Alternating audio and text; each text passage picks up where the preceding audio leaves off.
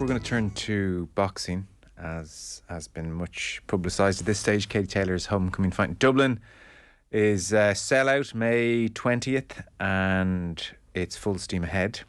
There are, though, some tensions behind the scenes, it would seem, and they've been borne out on the undercard. So Katie Taylor is fighting Chantel Cameron. Cameron is currently defending herself, or certainly an accusation that she had another fighter, Ellie Scotney, trained by Shane McGuigan, removed from the undercard, and there is much consternation, it would seem. Very happy to say Gavan Casey at the 42 is with us. Good evening. How are you, Joe? Very well. So, they've both been talking publicly.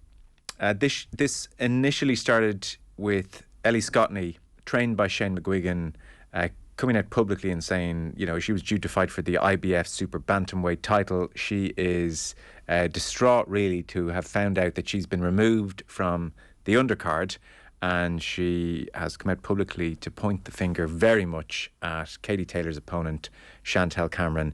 This is your fault. You engineered this. I am disgusted.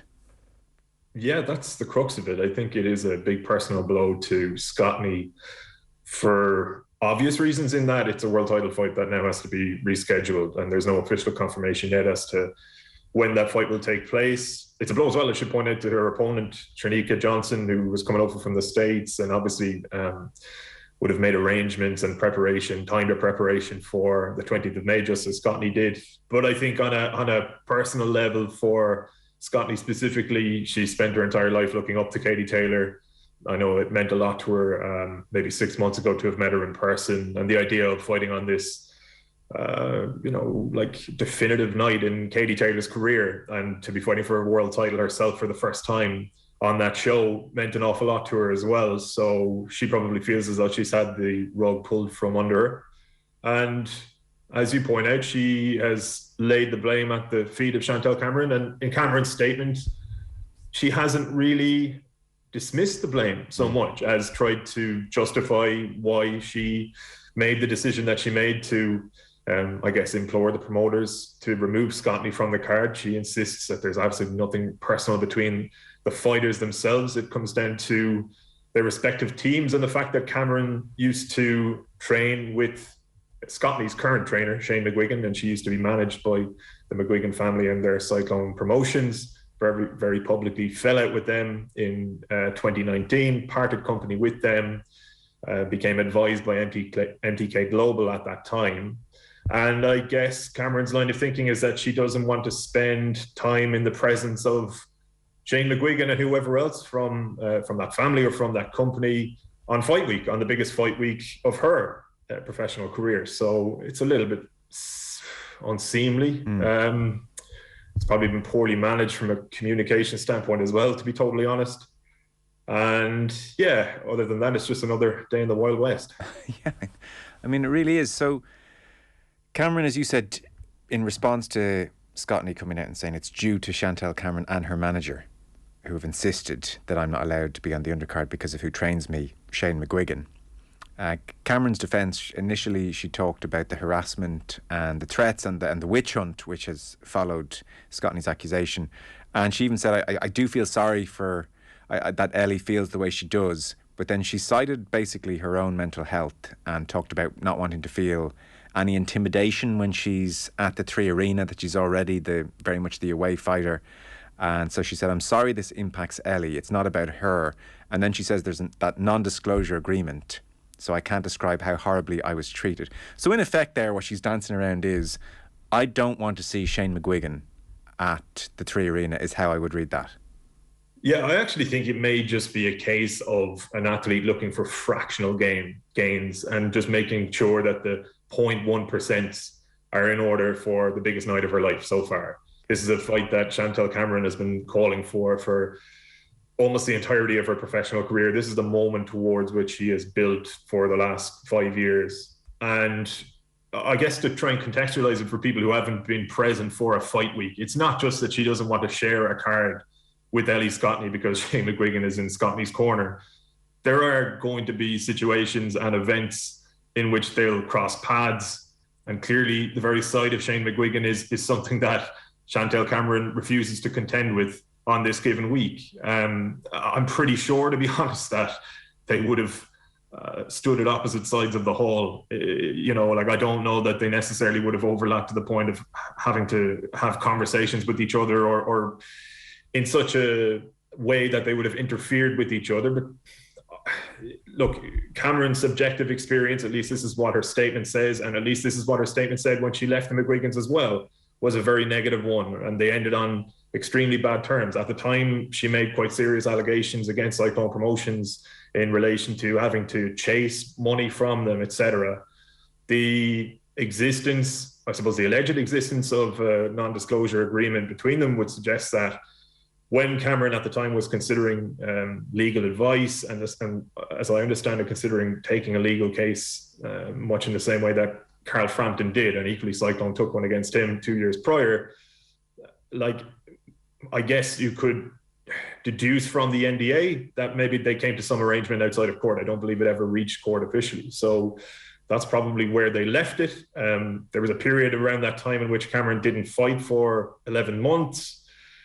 There were all sorts of complications in that year of her career, I would imagine, in the sense that she announced that she was splitting from the McGuigans, but she was still contracted to them in a managerial contract. When she signed with MPK, quote unquote, it was probably not on paper as such. It certainly wasn't a managerial deal on paper, because that would have been a breach of her contract with McGuigan. So the way MTK Global used to work their way around that, and they did the same with Frampton, was to say, we have signed an advisory deal rather than a management deal with Cameron.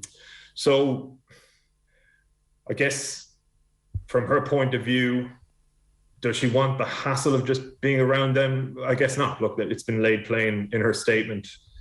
I would say that if she felt as though it was going to be a distraction, or if it was going to inhibit her in some way, like, let's deal with the prospect of it being a distraction firstly.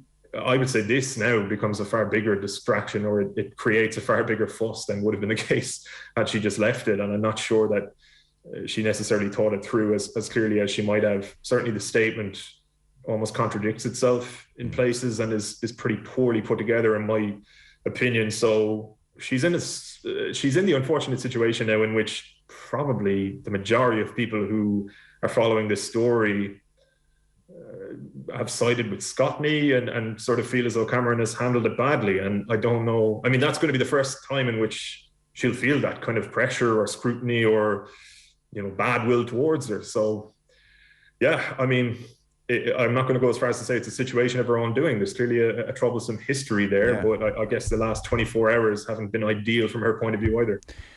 Bigger picture, tickets went on pre-sale Monday, I think, and have been snatched up on general sale judging by the angry tweets from lots of people who tried to get them in seconds, less than seconds.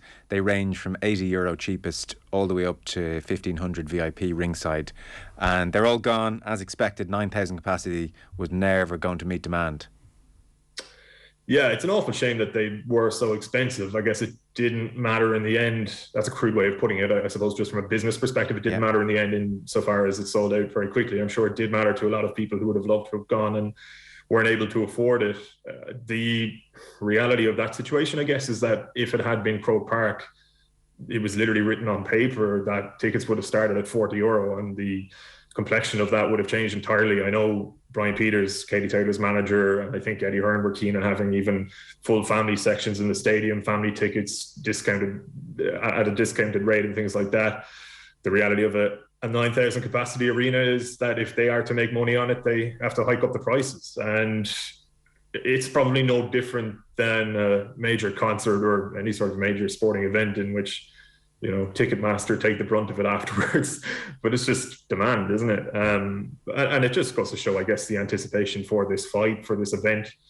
I'd like to think that it would give Eddie Hearn second thoughts about the idea of not going to Croke Park. If there had been a concern that Croke Park wouldn't sell out, or that they wouldn't break that sort of threshold of 50 or 60,000 people to break even, maybe the speed with which these far more expensive tickets were snapped up might open the door down the line. Who knows? We're 5-6 weeks away from the fight now. Two-weight undisputed world champion is the carrot and offer for both fighters. How do you see it as it quickly comes over the horizon? I have a suspicion that it might be one massive challenge too far for Katie Taylor, if I'm to be totally honest. But I said that as well ahead of the Serrano fight around this time last year, and she proved me wrong. And at that time, I genuinely didn't believe that my admiration for her as an athlete or my respect for her body of work could get any greater. And it did that night at Madison Square Garden. It was a privilege to be there and a privilege to see how she willed her way back into the contest after that 5th round. It is 12 months on. I'd understand if people at home kind of get sick of the idea of each fight now being the biggest fight of Katie Taylor's career or the defining night of her career, because that's what Serrano was. And Taylor herself outlined afterwards the reality to her that it was the biggest moment of her career so far. This, to me, is an even greater challenge. It's a younger, fresher, physically larger, physically stronger opponent, undefeated, hits hard. And Katie Taylor's 37 in the summer. The reality is it can't go on forever. The hope from the Irish point of view is that it can go on for one more night. And I do think she'll require absolutely everything we saw in Madison Square Garden and more if she's to get over the line this time around. And remind us on the weight situation, who's going up and who's going down? Taylor is going up. So she is the undisputed lightweight champion, which is 135 pounds. She's moving up to light welterweight, where Cameron is the undisputed champion. That's 140 pounds. 5 pounds is not a massive difference. I guess the concern, even though Taylor has won a world title at 140 before, that was in 2019 against Christina Lenardatu, she walks around at probably 141, 142 pounds. There's no weight cut really involved in this for her. And you might think, well, that's convenient, surely. But if you're not cutting weight, like you're not rehydrating overnight, you're pretty much going to be the size you are at the weigh-in. Whereas Cameron will be cutting weight, and when she rehydrates, she's going to be significantly bigger when the fight rolls around. And she is going to have a massive physical advantage. There's no doubt about it. I think the winning and losing of the fight will be what kind of a fight actually plays out. If Taylor can stay on the outside and box expertly as she's done 1,000 times, yeah, she gets the job done. But when you're 37 and when your calves are a little bit stiffer and your movement is prohibited a little bit after 5 or 6 rounds and you're in there with a bigger, stronger opponent, that's where the jeopardy is in this fight. And that's where the jeopardy was 11 months ago as well. So with the clock ticking, I'm concerned, but yeah, I'm excited as well. I think regardless of all of this noise, it's going to be a special night. Yeah, it's fun because I think a lot of people might just very casually think to themselves, well, I haven't really heard of Cameron. I've been hearing about Serrano all these years. It's Katie Taylor. It's Dublin. Of course she's going to win. It does speak of, it speaks to Taylor's integrity as an athlete, that she hasn't done what I'm sure lots of people advised her to do, which is, Katie, this is a homecoming. This is a celebration. Sell out whatever arena we need to sell out. Let's have a great night and take a fight that you're going to win. She is a touch mad in the best sense of the word. I think she's actually a lunatic in a very good way. Yeah, I think this is an absolutely insane fight for her to take for the reasons you've outlined there, Joe, in the sense that she could have sold out the 3 Arena, or I suppose any indoor arena in Ireland or the UK, against a no-mark opponent or against a sort of a mid-range opponent, some sort of top 10 contender if she wanted to. I mean, she pretty much did that in, what was it, November, December, when she fought a sort of a stay busy fight in London, right? But she probably surprised her, well, I was going to say she surprised her team. They know full well what she's like. I guess she surprised Eddie Hearn with the rigor with which she called for this fight. When the Serrano rematch fell through, it was Taylor who went on Instagram to put pressure on Hearn to make sure the homecoming took place. And the way she sweetened it for him was to call out Cameron. And I don't know that she's ever even actively called out another opponent before, but to call out an undefeated light welterweight champion, who to my mind and to the mind of people who follow the sport is probably her equal, without being quite as good a boxer, is her equal in terms of like overall ability, was, look, it's a sign of the woman that we've watched and admired for, what, the bones of 15 years now. And I genuinely believe that to beat Cameron would be a significant extension to her legacy. Like, there are only so many more routes she can take in order to further herself at this point. And I think this is one which would genuinely massively further the work that she has laid over the last 15 years and more. It's, I would see it as being a bigger achievement even than beating Serrano if she was to do it. And she went into the Serrano fight as an underdog. So more power to her. And I have to say, like, as you know, I cover the sport and you cover it objectively when you're there in the ring, right? Or excuse me, at ringside or just in the arena. But as an Irish sports fan, I'd love nothing more than if she was to win this and just walk away, you know, just right off into the sunset. Legacy more than secured. It's already secured. We know that. But I doubt that she will either way. You know, I still feel as though she believes there is road left to run.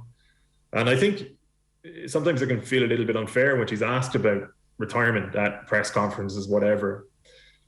People are probably accustomed to seeing her being around for so long that in the backs of their minds, the time must be coming where she walks away. And I think people have taken her to heart as well, not only in Ireland, but in the UK and in the boxing public, generally speaking, and they kind of want the best for her for the most part. So it's like, you know, it'd be great if you could get out with your legacy intact, but she doesn't think of it in those terms, really. I reckon it's going to take some sort of an American sitcom style intervention at some point with everybody she knows to tell her, listen, time is up and you'd be best walking away. But she's got, I would say the biggest night of her professional career, probably the biggest night of her career coming up in May. It's high stakes to lose in Dublin.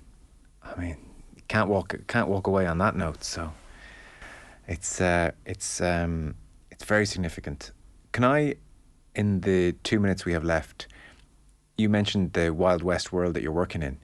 Just two different cases, and each should be taken on their merits, but I suppose we're talking broadly about the same area, which is prohibited substances found in boxers' systems. Conor Benn cleared of a failed drugs test on account of eating too many eggs. It seems the World Boxing Council absolved Conor Benn after ruling there was a highly elevated consumption of eggs, and that was considered a reasonable explanation for his adverse finding. The fertility drug clomiphene was found in his urine, known to elevate testosterone levels. And now more recently, Amir Khan has been given a 2-year ban from all sports after he tested positive for banned substances. A substance, rather, singular, following his fight with Kell Brook. He's denied any wrongdoing. He's 36. It was an anabolic agent in his system. He thinks it's possible that may have ended up there from shaking hands with too many people.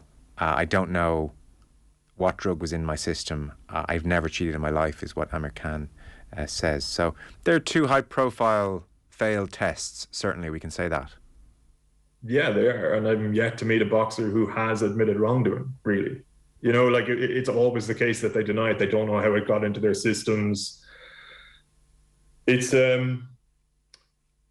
only those guys themselves know the truth, right? But people will have their own suspicions. And like you mentioned there that the WBC have cleared Conor Benn. That's an irrelevance, Joe, to be totally honest. It's not up to the WBC to clear anybody. They're a sanctioning body. They're not a governing body. Like Conor Benn, by right, should be cleared by, say, UCAD or the British Boxing Board of Control. The WBC are a joke of an organisation, in all honesty. And UCAD don't accept the he ate too many eggs rationale, do they? No. So, like, he's been cleared, you know, I mean, you might as well be cleared by your brother or your mother at that point. Like, as in, it's a total irrelevance. The Amir Khan one, my issue with that, apart from the obvious, is why is it coming out a year after the fight? Like, this is where it can be frustrating. Like, it can actually be dispiriting to follow the sport, to cover it. Like, the fight happened a year ago. He lost the fight, and he maintains, well, I lost. You saw me. I wasn't good. How could I have been cheating? That's nonsense as well. Yeah. You know what I mean? Like, but then what really can I say apart from the usual, which is that, like, the sport needs to be so much better in this department, but it won't get better. We know that. So it feels sometimes like a waste of time talking about it, even though it's unbelievably serious. Like, you just have to keep talking about it until we're blue in the face, in the hope that somebody comes along, some white knight, sets up a global governing body and monitors it that way. It won't happen. On that cheery note, our time is done. Always a pleasure. Yeah, thanks very much. Gavan Casey, who covers boxing, amongst other things, for the 42. Back in just one moment.